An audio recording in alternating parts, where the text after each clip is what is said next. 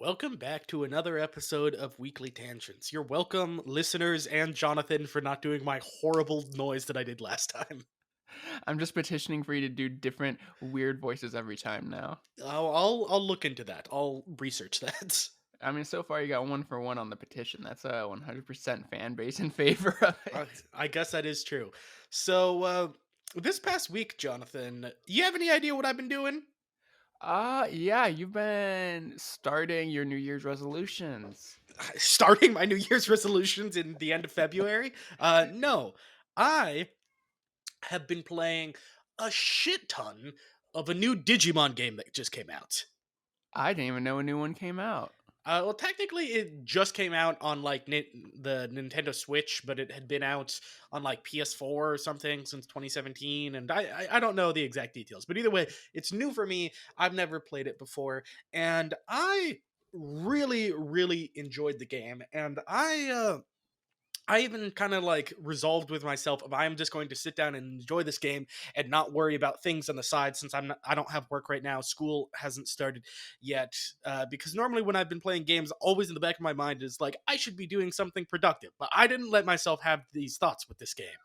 Yeah, that's good. I mean, it's kind of a mental hurdle that you have to work with.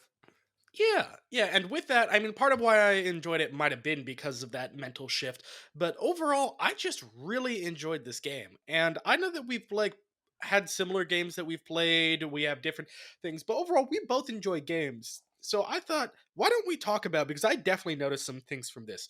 What makes a good game or what makes a bad game? Just different aspects that like that really make it or break it for us.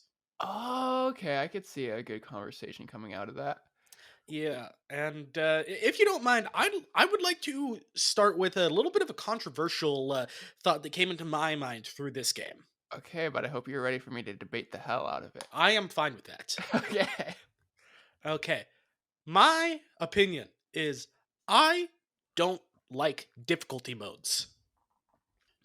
Okay, yeah, I'm pretty ready to debate that one, but go ahead, go ahead. Okay, so hear me out on this. I feel like there are some games in which difficulty modes might work, but a lot of the time, what a difficulty mode is, at least from the games that I've played, are either do you want to grind more, which is one thing that I didn't like about this Digimon game, where this one, ironically enough, started you out with three options of would you like beginner, easy, or normal. And it's like, so I only have normal or bitch baby modes. Like, what's that about? So I went to normal mode thinking like, okay, the description that it gives you of each of these is, how experienced are you with Digimon? And I was like, okay, well, I'll go into this because I know a lot about Digimon and stuff like that. I mean, I don't know what Uh-huh. that translates to with this game, but okay. And I was doing it, and I'm like, okay, well, what's even the difference between the other modes? So it doesn't, because it doesn't tell you. It's not like when people do like Kaizo versions of Pokemon where they make the trainers harder. Like that kind of difficulty I am fine with when it's a strategical difference that needs to happen. I Yeah, guess what I'll sure. say is that I don't like difficulty modes when it's literally either just make things meatier, like just oh well now you're a bullet sponge. I think the only case that works is horror games because then it adds to the horror aspect. But like this, it wasn't even that. It's just okay, when you train your Digimon at the gym, instead of them getting 10 strength points for training, if you put it on beginner mode, they get 20 strength points. And either way, you can train them up to the max amount. Literally, all it does is make things take more time. And then when you fight enemies, oh, well, before he gave you 900 coins, now he gives you 1200 coins. And I just feel like that kind of difficulty scaling is just it does not add anything to the game. It's not any more of an accomplishment. It's just like saying, "Oh yeah, I did this throughout a longer amount of time." There wasn't any extra skill that went into it. I think if it's a skill-based thing, then it can be okay. But even then, like look at the Dark Souls games. Dark Souls Yeah. games are hard and they don't have easy modes, but that's what makes everyone have this communal experience with it. So I think that like off of the top of my head, I think that these difficulty modes can work with like horror games, especially if you have the fun ones like Akuma mode, where everything kills you in one hit. So you have to do it like that. But when it's literally just you have to grind more and there's no like AI change or anything, I find that difficulty modes are shit. I I do agree with the central argument that the implementation of it is actually pretty awful. It's just in my experience, how do I put this? If anything, it might actually be agreeing in a way, but I've generally found that in games, I'm always going straight to the hardest difficulty because anything less than that is typically way too easy in general. And Mhm. you've seen me play other games where I have to intentionally like handicap myself just to make it good enough. And that's not because I'm great at games by any means. It's just like I just worry that if those games were streamlined for the normal difficulty, that the games would just be skewed way too easy and progression would be way too fast. But granted, that's using the argument that if it is done poorly, if it's done successfully, like some of the other games, like you mentioned, yeah, I could see the argument for one core difficulty, and then they just tailor the entire game around it to make sense. I won't Yeah. dispute that. I just worry about what the baseline is because I played yeah, I don't know, I'm a bit of a retro gamer, and Yeah. retro games in particular were very notorious for this because it's some of them were coming out of the era of arcade machines where they're meant to be difficult to get you to spend a lot of money on coins, tokens, Yeah. that kind of thing. But those games are just honestly way too hard and they only have one difficulty. So in that case, I would have appreciated actually having a difficulty slider, but that's also kind of a different era of gaming. So I'm kind of just thinking all encompassing, it's just kind of a hard rule, like hard to set a rule is what I mean to say I for I me. guess for me, the thing that comes to mind with that is like having a difficulty that's made tailored to it. I like the way that you put that with Dark Souls, for example, of like that is Yeah. really hard, but it is meant to be that way, so everyone has that communal experience. And I guess with the easier games, the reason why I'd be fine with that is because I've had to constantly think with games that have difficulties whenever I've seen them recently. Okay, do I want to put them on a higher difficulty setting because I definitely think I can do it? It will be, oh, I have accomplished this task, even if no one gives a shit about it. And, it makes the game, a bit more of a challenge. Or do I just want to experience the game because I want to get through the story and that's really what this game is about? I'm not playing this for a challenge. I'm playing this for the experience. And that's why I think that I'm not as big of a fan of the difficulty because you say like the difficulty of like older arcade era games and stuff like that. Yeah, or I like think that that's why 90s. you're Yeah. supposed why they're fun because they're difficult. If they're easy, there's no storyline to these games. It's just like, okay, I played it, it's done. Who gives a shit? It's fun because it's hard, and that's what they're supposed to be. Where if you're playing through like, some like the Digimon game that I did just now, you don't want it to be ridiculously easy, but you also don't want it to be, a grind fest. So I just think having a like Yeah. central difficulty is what it should be at. That's fair. Maybe there's an argument to be made about games with a progression versus not really having a progression because what I was thinking of is, for example, I know you never played it, but a Spider-Man PS4 game Hmm. where tailoring the difficulty kind of means two different things here. One, either you play it on easier difficulty and you are Spider-Man, of course you're more powerful than anybody, but then even the bosses have no weight whatsoever. Whereas you played on a harder difficulty, it's weird that normal street goons can actually hurt Spider-Man, but Yeah. at least the bosses pose a legitimate threat. You're actually having to strategically think and everything. But the reason I brought that game up is it has quote unquote like RPG elements, in a very loose way. There's no sense of grinding. There's no real experience points. Yes, you can level up. It makes marginal to no difference. Hmm. But where I'm getting at this is that that's not really a game built around the RPG aspect and progression. Whereas Digimon, like you said, literally like gold or some kind of currency, experience, blah blah blah, like that kind of thing, I could absolutely see ruined with it. Yeah. So maybe the game genre really matters here because another one I'll throw out that we both have actually played, Shadow of the Colossus. Hmm. That game I did just immediately jump into the hardest difficulty, and it did indeed make the Colossi or Colosses, Colossuses, whatever. Hmm. It made every single one of them A, irritating as hell, but B, also genuinely feel colossal, like I'm overcoming some mountain of a threat, which makes sense. But again, the progression in that game is, do you want to go in the forest and shoot lizards or look for fruit? So I think genre might actually play a huge factor here. Yeah, I think the genre could. I mean, like I gave the example with horror games, like whether they're Resident Evil or The Evil Within, any game with evil in its name, really. Um, Hmm. that that those I think the difficulty can be very suited for it, because are you playing it to like get through the storyline, or are you playing it to be like have this sense of dread throughout it? And if you're doing it where like the difficulty changes the amount of ammo that's dropped and stuff like that, then it's not that the enemies are harder, it's not that the AI is harder, it's just that your sense of like helplessness is more apparent. So I think it Yeah. goes well with the situation. So I feel like horror, at least out of the things that came to my mind, is the best suited towards the difficulty. But yeah, I do agree that it can vary from like genre to genre. That's fair, and if you're conceding that point, I'll concede one as well in that, I played Nier Automata, not on the hardest, because I think that's just glass cannon everything from what I remember. Yeah. I played on the second one, which honestly might be worse because at least you don't get the benefit of enemies having similar, you know, health states as you, I guess. Hmm. But that game was made miserable because I look online on Reddit and people are pulling off these amazing combos on the robots, blah, blah, blah, that look like it was just amazing. And I never got to experience that because when I'm fighting a robot, if one on the side happens to get a cheap shot in and chucks me for like half my health, yeah, it really changed the way I played the game. So sometimes difficulty gets in the way and literally forces you to lose out on certain things, and that's a Yeah. shame.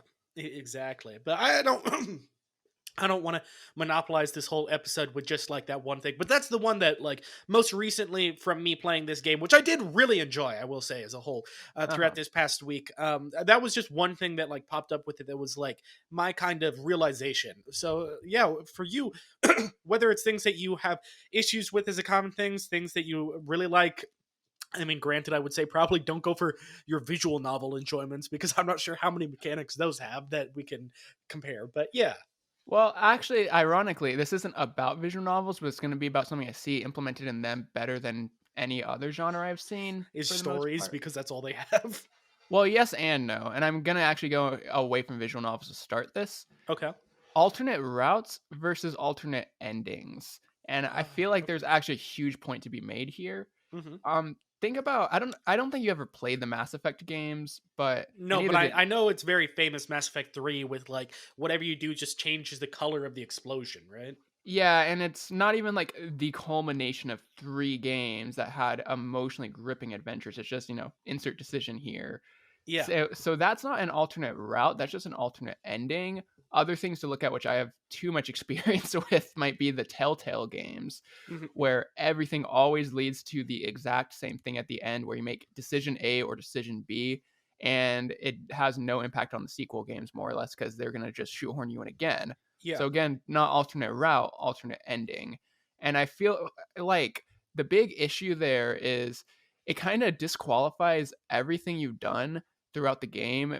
Like it gives you the illusion of choice just to shoehorn you into the end. Again, another example is Fallout 3, where no matter what, at the end, it's just a matter of do you want to purify the water yourself or have someone else do it, despite so many decisions and the game constantly reinforcing with you being a good person or a bad person. Just everything at the end just comes down to, yeah, I mean, you had your experience, but everyone's going to have the exact same ending no matter what. And it's really going to validate everything leading up to it. Yeah, I think that's fair. It's like a train that's going straight, and then it has like six paths that it can go onto, but all of those six paths lead back to the same singular point. Yeah, so it's just kind of, it defeats the entire illusion of choice that's been led up to in that game. So honestly, one thing that I quite like outside of visual novels, just thinking of mainstream gaming, I've started to really like linear stories, ones without multiple endings or multiple choices, Yeah. because at least I know that like everything's going to be of equal value. It's not going to be, oh, there's this one crappy ending and then there's the actual good endings. It's no, this is the one that they intended on. This is the well written one, and that's what I love about it. Whether it's a near automata, yes, it has different endings, but you get what I'm getting at Yeah. there. Yeah, it's not a choice per se. It's just this is the narrative, and that's what I've grown to like. If anything, I'm just advocating against multiple endings unless you're actually going to deviate the game experience around it, like you do see in a visual novel. Yeah, I think that's actually a really fair point of just like you either want to do it all the way like a visual novel where you have the different routes which change the endings completely a lot of the time anyway, Mhm. or just do something where like, hey, if you're just going to send us on a path to one story, then don't give us choices that like make it seem as if they actually mean anything. Yeah, and I've seen arguments that people make about, it's not about the ending, it's about the experience you take to get there. But when the game kind of disagrees with that, like, again, to use Fallout 3, because that's a particularly notorious case, but in that case, you could be a good person the entire game, but at the end, if you don't go in to sacrifice yourself, the game criticizes you, but then it has to praise you right after for the other good things you did. Mhm. Kind of jarring. At least in a Red Dead Redemption 2, the ending, you get slightly different visuals at the end, depending on if you're a good or bad person, but it's reflective of your game as a whole. That I Mhm. can at least appreciate. But even then, that's so minor. I'm talking about visuals and the way people talk about you. That has no actual change on the ending. No different characters live or die or anything like that. It's just meaningless largely. Yeah, this does make me wonder what your opinion is on a slightly different thing. But as far as choices go, why do you think it is in like Pokemon games are probably the biggest example of this, but they come up in like almost any game that I can think of, which are choices that aren't choices as far as like when something comes up like Team Rocket comes up to you and it's like, hey kid, you're pretty good, do you want to join us, yes or no? Yes. Whoa, really? Are you sure about that? Yes or no? Yes. Whoa, really? Are you like, if you're giving me two options and one of them is sorry bud, you chose the wrong option, I'm going to give you the same text dialogue over and over again until like, why even can you think of a valid reason why they do that? I can understand it in like, oh, are you ready to fight? And then you hit no, and it's like, okay, well maybe you need time to prepare, even if it is Yeah. like in the moment kind of weird if you're thinking of the universe. But like, do you want to join us? Do you forgive me? Any of these things? And it's just like, if you're not going to give me the other option, then why give me the options? Yeah, honestly, that kind of thing, I won't be mad only because it's so stupid, I find it funny, or Yeah. like how, like, the Nintendo 64 era was particularly notorious for it, just mashing A to get through dialogue, and then at the end, "Do you want me to repeat that?" Oh my god. Yeah, Yeah, that's the yeah. kind of thing where it's like, it's so stupid and annoying, I can't really be too mad about it, but no, it's definitely not great. I don't think it adds anything other than a funny laugh that you'll hate yourself for. Oh So yeah. I do wish it was gone, but it's a little funny inside joke, I guess. Oh yeah, I don't think it detracts anywhere near as much as like some of the difficulty things that I talked about, or some Yeah. of the like big decisions that you talked about. It's just something that like came up in my mind. It's like, this is a decision that like, whereas yours they don't change anything at the end. This one, it doesn't even change anything in the moment. It's just like, was this necessary? Yeah.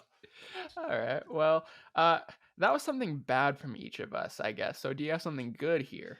Oh god, now I have to think of good things for If games. you have a bad thing too, that's fine. Well, one thing that came to mind that I'm curious about, that's not a bad or good thing. I'm just curious of like, both of us have played like RPG games, whether it's Near, whether it's like Final Fantasies and stuff like that. And I'm curious on what your opinion is of like, I'm sure you've noticed there's some games where like you level up, but the leveling up is like completely, or not completely, but barely does anything for your stats. It gives you, like 1 point here, Ah. but really what gets you stronger is once you get to a certain point in the game, you're like, oh, well, now there's mithril helmets instead of iron helmets. So it's more item based leveling up. And then there's other games where it's just like, dude, if you're level 99, it doesn't matter if you're using the broken dagger from the beginning of the game, you can just like one shot everything. Yeah, so how do I feel about the different kinds of progression, I guess, like in a Yeah, the game? strength progression. I am actually how do I put it? I like the satisfaction of like a leveling tree and everything, but actual implementation and contributions to the game, I prefer when it's story locked in some way Hmm. because I don't want to be the guy who does every single side quest before doing the second main quest story, and then the main quest is literally nothing. They're like talking about, if only had a savior, and I show up in dragon armor and everything. Yeah, Like, yeah, I remember that. My friends Luke and Levi, their dad played Skyrim, and I think did that situation of like he got max level in the base game was like 80 or 81 or something, and he did everything before he even did the main story. And at that point, it's just like, oh, yeah, everything is laughably easy. yeah, and that kinda kills it for me, whereas there's other games where either it's, like, this terrain, like, this area of the map is too difficult for you, come back later, or whether it's this is locked behind a certain story element, you get this huge emotional point in the story, and then you get the thing to reward you. That I do prefer, even if it feels frustrating in the moment where you feel like, "I cannot progress right now," until you do insert thing. I do prefer it that way. I can't think of a whole ton of implementations off the top of my head anymore because it seems like everything has largely gone the route of the RPG leveling tree. Hmm. But games like older games, I used to enjoy that, like sequential story based thing generally. Yeah. Yeah, where a lot of it, I mean, I think I was playing not Octopath, but Bravely Default, and I think that was a big thing is like leveling helps out in the game, but definitely the bigger thing is like, oh, well, my previous sword had an attack stat of like 15 and this one has an attack stat of 28. Like that's almost doubling the power right there. Yeah, I think a interesting game that mixes the two, and I'll bring it up because I think we both played it. Borderlands, because there the leveling and leveling tree definitely makes a difference, but so does just the sheer RNG of getting a good weapon. Yeah. So, how do you feel about either games that have implementations of both, and that kind of thing? I think that out of everything, like both probably works the most solidly in my opinion. Like it's the easiest to have like some sense of balance where you have this for these people and this these people. I do personally enjoy from time to time just grinding in the corner for 5 hours and then being so over leveled that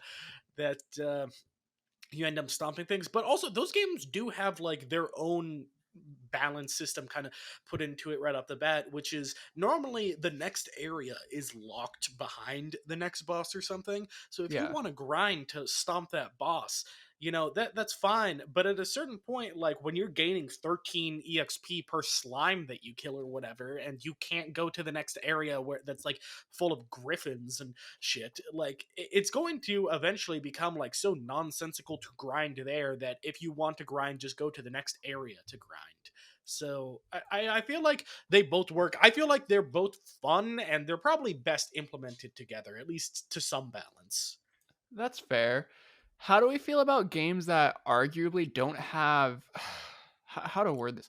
Don't have much progression at all? And I'll give two examples, the second of which is much more debatable. First one I'll say is Shadow of the Colossus because unless you're going to the jungles to find fruit or you're deliberately hunting lizards, your health and stamina are not going to go up from what I recall. Hmm. So in that case, the game challenge is just largely set, and it's just a matter of pure skill to get you up there. How do you feel about that? Honestly, I'm fine with those because I did play through Shadow of the Colossus. Granted, that was long enough ago that I don't remember too much about it. But Sekiro, another one by From Software, Ah, kind of had that thing to it where you can upgrade your damage a bit, you can upgrade your health, you can get some like special slashes and that stuff, but at the end of the day, as long as you're perfect parrying things, which this one it's easier to do, it's more intentional to do than it is for like the Souls games and everything, you can see like these speed runners, which granted they know the game down pat, that's why they're able to speed run it in 25 minutes, but yeah. they do it with like almost doing no upgrades because it's a waste of time to do upgrades. And like I can kind of enjoy that where it's a skill based progression as opposed to a stat based one.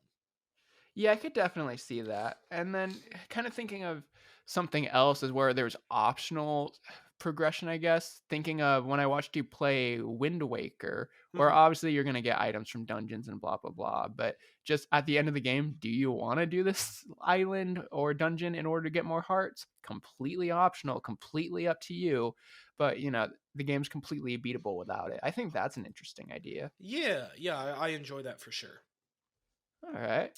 What I did think of one of the things that I enjoy, not about games in general, but to me can like really take games to a next level. And I want your opinion on that, which Okay, is and that is a I controller want that whispers to you.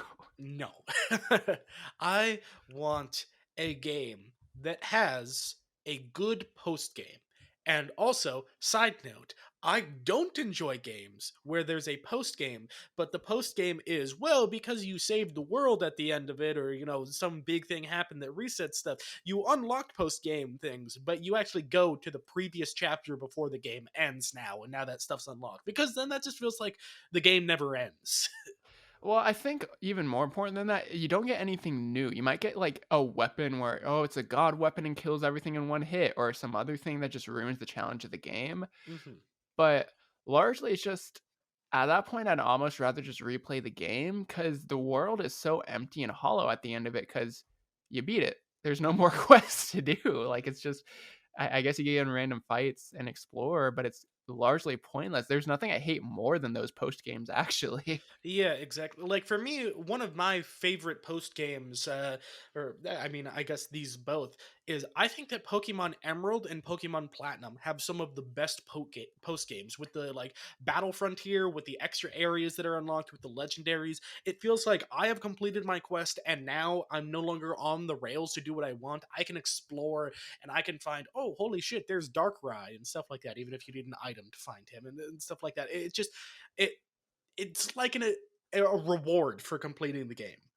Yeah, and I mean, one thing that I liked about it is I'll go back even further. I'll say Pokemon Fire Red. Okay. Uh, so in that one, you get the quote unquote Sevi Islands or Sevi. I don't know how they pronounced it, Is that but it's where the three birds are? let me think. Some of them I want to say it's been a few years since I played it. Yeah, I think Zapdos was at the like electric plant prior to, but I think at Yeah, it least one of was. the birds are on the island. I want to say Moltres off the top of my head. Yeah. But point being, like, did it do some great lore to introduce you to it? No, not really. It just said here's some islands and it was a little different. And I was perfectly satisfied with that. Because, Hmm. at least it was something, a genuine addition to the content, even if it wasn't anything too deep. Some new Pokemon, some new areas, some new battles. It was fun. It wasn't anything deep. It wasn't anywhere near as good as Platinum, but it was still solid enough. Hmm. I just need something new. Like some games like to do, I think Fable, from what I recall, it gave you a few post game things, but really it was just recurring semi like random generated like side quests, like rescue this person, Yeah, beat I this played person Fable in a 3 and fight. I remember stuff like that. Yeah, that's honestly along the same vein as me for go to the previous chapter and replay that. That's not Yeah. very enjoyable. Yeah, I agree 100%. And then with Near Automata, I forget was like doing the like world-ending boss stuff with what's his name, Emil? Oh, wait, you're talking about the optional thing, like Yeah, yeah, do Emil, you yeah. have to beat the game first to do that, or like is that considered a post-game thing, or can you do that at any time? I believe you can do it once you get access to A2 and chapter replay or oh no, just A2 because chapter replay is after beating the game. Okay. So I think just A2 because you need to have every weapon unlocked and maxed out and something like that. I did not do that. I do not have the patience for that. But it seemed like a cool quest. Yeah, I didn't do it either but I remember our friend Kin did, so I watched it later. Oh, that's kind of impressive. Good on him. Yeah. I'm gonna throw out something else out there, as in this is not something that will ruin a game, but it could be a decent addition.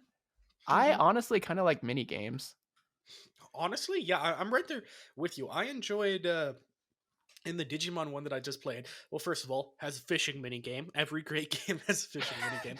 But you like build up your village in the town, which that's kind of like a mini game in it of itself. Of like whenever you recruit Digimon, they go back and they like might open up a shop. They might join a certain district and they have like additional features there. But then there's some areas where there's like a coliseum where you can do like battles and you get tokens for the battles and they can like be exchanged for some high grade healing items and stuff like that. There's a little casino where you can play like a dice game or stuff like that, and it has a similar thing. Like there's just lots of little things that can add on and are generally fun. Yeah, honestly. And two games I'm going to throw out off the top of my head. One is Red Dead Redemption. It taught me how to play the card game BS Oh, and okay. poker, actually, because I didn't know how to play that till I played Red Dead. But then as far as Spyro, I've long lamented how Spyro 1 is super fucking boring. But 2 and 3 introduce mini games and just different characters that you play for a level that have a different play style, which I'm basically considering a mini game in this case. Uh huh. Like those are genuinely appreciated like additions to the game. I have no issues with those. Like sometimes you're flying around a Spyro collecting gems, other times you're playing as a kangaroo that hops around and has a mega kick. Other times you're a little I don't remember what you are, but you have a little gun blaster. Like just genuinely fun little things to get you out of the normal slog like of a game because every game does hit that point where like it's fun, but this is the same thing I've been doing for 10 hours. Yeah. So Yeah, I like a I little got to that point something. eventually with the Digimon as well. But you bringing up card games, I mean, I think then the perfect example of this is The Witcher 3 Gwent. Right. I'm gonna have you go into that because I've never actually played The Witcher. Oh, okay. So The Witcher, it's a game, medieval, magic, swords, witches, wizards, all of this kind of stuff. But there's just a random card game that comes up, and it's not existing card game, or at least at the time, it wasn't like BS or anything. It's like a Hearthstone s card game where you have cards that have like strength powers and abilities and costs and stuff like that, and it's just randomly like, yeah, you can play this in bars, and if you played in bars, if you beat the players, then you can get their prized card after it, and you can like work your way up and like challenge everybody in every town to play this card game. And it was really good, and it was so well fleshed out and just fun that it got its own spin-off. It's just like its own straight on online card game called Gwent. Honestly, that's legit though. Like if it's actually that good, I mean, heck, I'd get into it. Probably, I'd spend way too much time playing it in game. Well, yeah, that's the thing that ended up happening with me. I remember it's just like, okay, well, I just beat a boxing match with a bear, but oh shit, we got Gwent over here. Drop everything that I was doing. It's time for Gwent, baby. You do that. Me in Red Dead Redemption 2, character is dying, stakes are at an all-time high. But what if I learned how to play poker? Exactly, exactly. Honestly, just a huge addition to games. I genuinely like them. Yeah, yeah, I agree with you that mini games can do it. Oh, I don't like, on the other hand, forced mini games or forced changes of pace of just like, well, it's this kind of game, but now it's platforming, but now it's this, where they just like fill it in as like a force to break with the stuff. Yeah, honestly, one of the best things I can think of, Call of Duty 3. If you do the campaign, that was right around the time that the PS3 came out, like pretty close to launch, if I recall correctly. I'll fact check later. Okay. But point being, I distinctly remember a quest where you are, going through the town shooting people and you have to cross a pond. So you get in a boat. And this was when PlayStation was really determined to push their six axis thing or whatever. What's the The six motion axis? It's the motion control and the actual like handheld control. So you Oh, had to okay. row your PlayStation thing like a boat to get Oh, across that this. sounds so terrible. And I'm like, sir, I'm trying to play Call of Duty. I am not trying to row a boat here.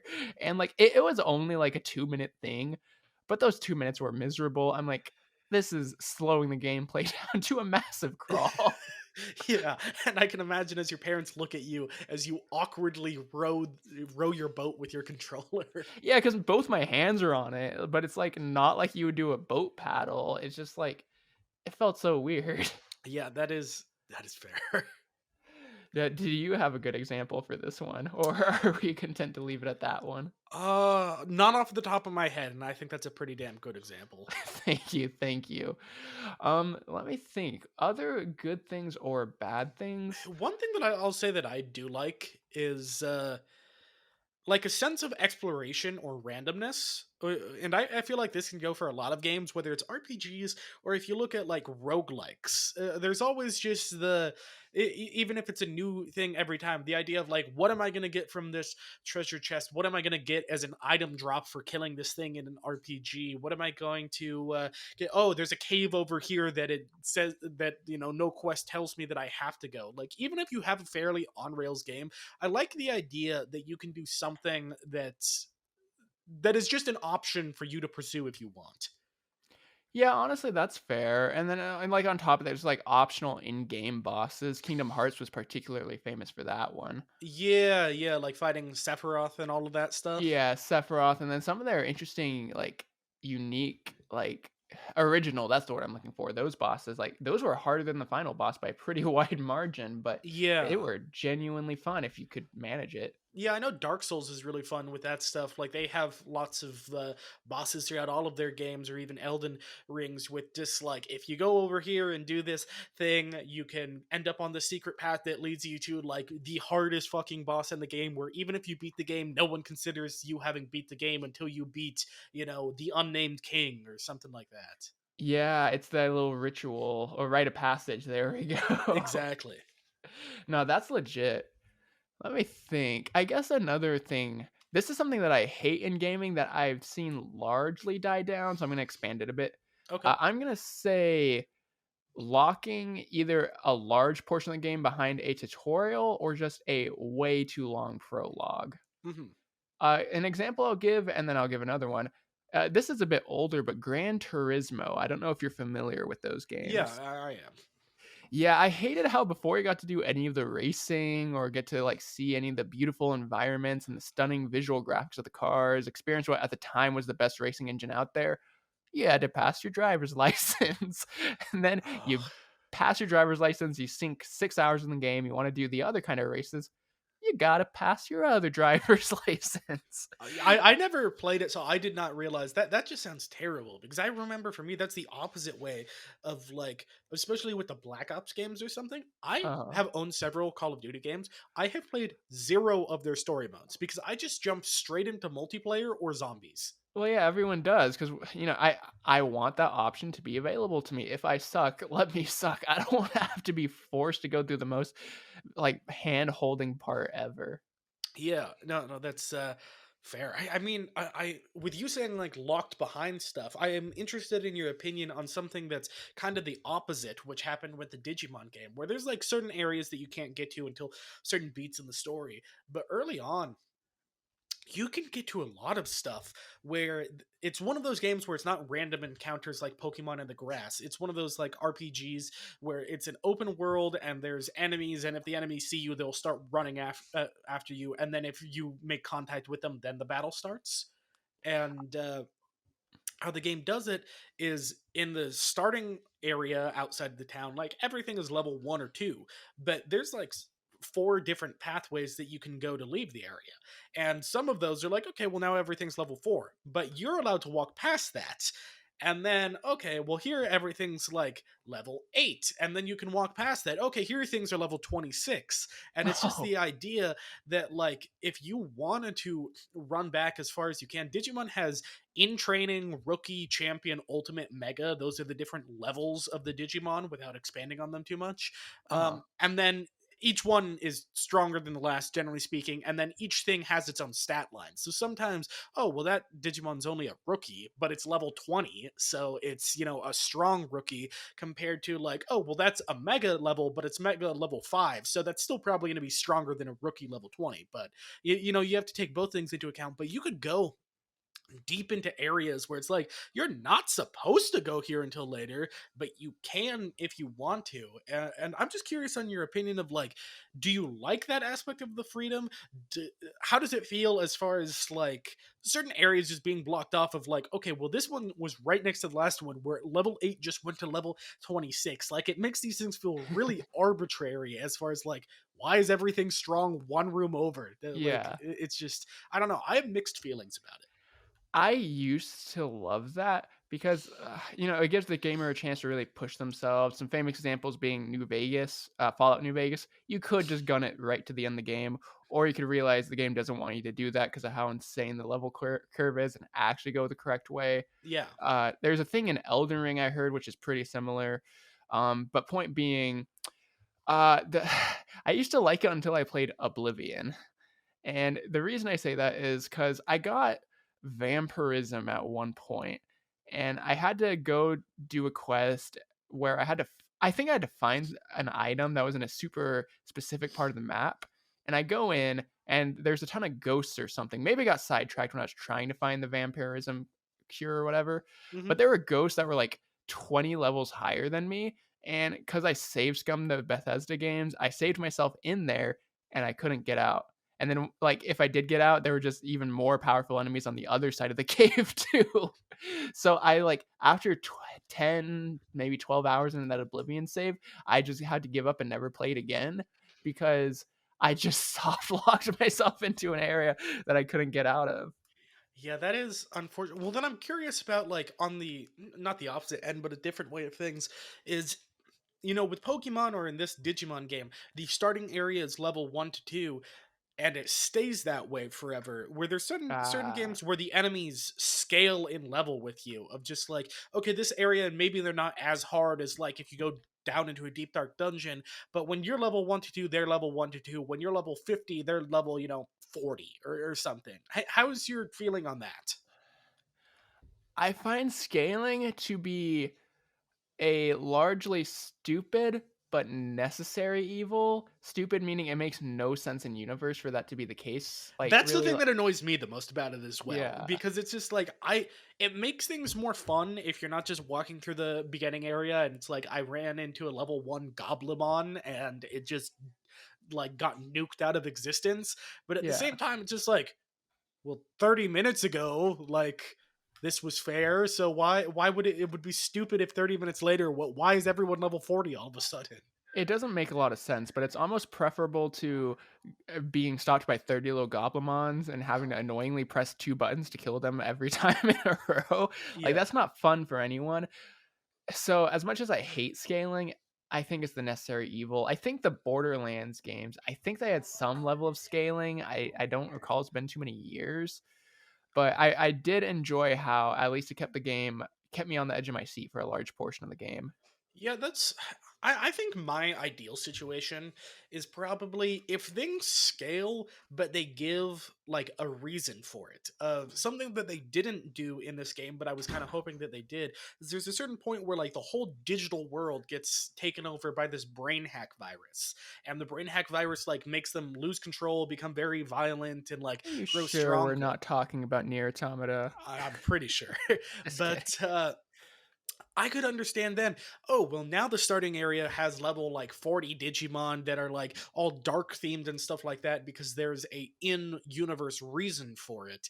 But they didn't do that with the game. Everything was still level 1 and 2 in the opening starting area. But in that case, like that solves the annoyance for me at least of the in universe of like why did certain things just randomly get stronger of like if story beats made the whole world grow up and level with you. Yeah, I'll agree with that one 100%. Yeah. All But right. beyond that, like I think that covers most of my like gripes or bonuses off at the top of my head. If you got anything, we got time. But if not, 41 minutes in, that's not too bad. I have one more thing that I can't necessarily chalk up to a good or bad because it is kind of across eras of gaming, but I'll throw it out there. Okay. I'm going to throw a specific video game example, and you could look it up if you care enough to or not. But it was called, let me see, NBA Ballers Phenom.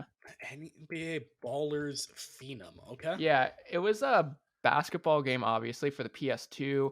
Point being, this game was actually pretty big in my development of video game tastes for a few specific reasons. And I'll lay them all out here. One, it was the first sports game I ever enjoyed. Two, it was a sports game that had a story, like an actual like overarching story that was an important part of the game. You could not play the game without and like experiencing the story. Okay. And then three, it was a basketball game with a story that had an open world area with buildings you could go and buy things, like change your character and play mini games and whatnot. And the reason Yeah, I'm just looking at the pictures very briefly, and it almost seems like it gives off either GTA or like Tony Hawk vibes. oh yeah, it absolutely felt like a little like mini basketball GTA, as weird as that is to say. Yeah.